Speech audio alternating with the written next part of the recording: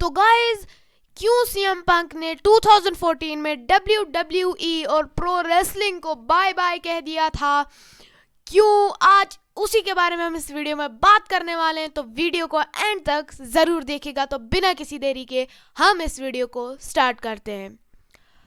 तो हाँ गाइस, स्वागत है आप सभी का रेसल फैन हिंदी की एक और नई वीडियो में। और आज की वीडियो में हम बात करने वाले इसी टॉपिक के बारे में, जो कि है कि 2014 में ऐसा क्या हुआ था कि सीएम पंक ने WWE और प्रो रेसलिंग को छोड़ दिया था और ये भी कहा था कि मैं कभी भी प्रो रेसलिंग में वापस नहीं आऊँगा।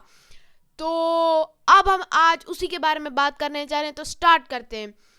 तो क्या हुआ था, उन्होंने 2014 में WWE तो छोड़ ही दिया था, लेकिन उन्होंने कहा था कि मैं अब कभी भी रेसलिंग नहीं करूंगा। जो सीएम पंक थे वो फॉर्मर WWE चैंपियन थे। कुछ टाइम से वो WWE टीवी से मिसिंग थे और WWE उस वक्त टीज कर रही थी सीएम पंक को अपने शो के प्रोमोज में, लेकिन सीएम पंक ने रिटर्न नहीं किया था।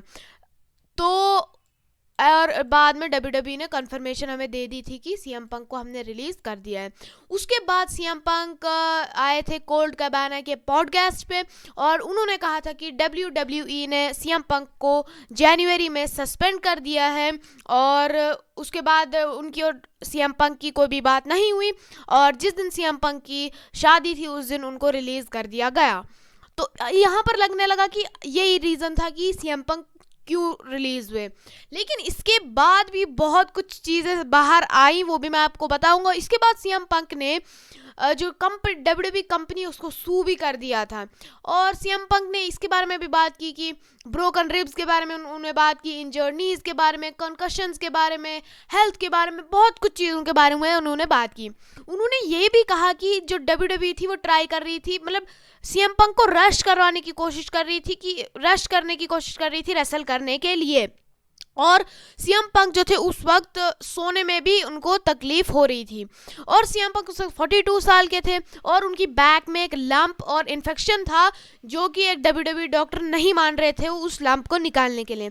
फिर जब सीएम पंक WWE से बाहर हो गए, मतलब रिलीज हो गए, उसके बाद इस प्रॉब्लम को सीएम पंक ने ट्रीट किया और ये भी कहा जाता है कि ये एक लंप वाला रीज़न था कि इसलिए उन्होंने WWE छोड़ा। एक और सोर्स कहता है कि सीएम पंक जो थे वो अनहैप्पी थे WWE से कि उनको रेसलमेनिया के उस साल के रेसलमेनिया के मेन इवेंट में नहीं रखा गया था और वो इस चीज़ से भी नाखुश थे। उनके पे स्केल को लेकर भी वो नाखुश थे कि कितना उनको WWE पे करती है और उनको दबा। और ये भी एक सोर्स कहते हैं कि उनको दबा, एक और रीज़न उनके WWE से बाहर जाने का ये था कि उनको लगता था कि सीएम पंक को ये लगता था कि उनको अब दबाने की कोशिश करी जा रही है क्रिएटिव वे में। इसके बाद सीएम पंक जो थे फॉक्स में आए थे WWE बैकस्टेज शो के लिए, लेकिन रेसलिंग उन्होंने नहीं की थी। तो अब मैं अगर आपको बताऊं तो अब वो AEW में आ चुके हैं, फिर से रेसल करने लगे हैं, बहुत अच्छी बात है। तो मैंने शॉर्ट वीडियो थी एक, मैंने आपको एक्सप्लेन कर दिया सारी चीज़ें, सारे सिनेरियोज जिनकी वजह से सीएम पंक जो थे उन्होंने WWE को छोड़ दिया था, लेकिन अब वो वापस आ चुके हैं प्रो रेसलिंग में। तो वो बहुत अच्छी बात है और हम उनको अच्छे के लिए ही आगे भी विश करते हैं। अगर आप आज की वीडियो यहीं पर ख़त्म होती है। अगर आपको वीडियो पसंद आई हो तो वीडियो को लाइक कीजिएगा, चैनल को सब्सक्राइब कीजिएगा, फेसबुक पेज को फॉलो कीजिएगा, इंस्टाग्राम को भी फॉलो कीजिएगा। मैं मिलूंगा ऐसे ही आपके साथ किसी शानदार वीडियो में। Till then, good bye.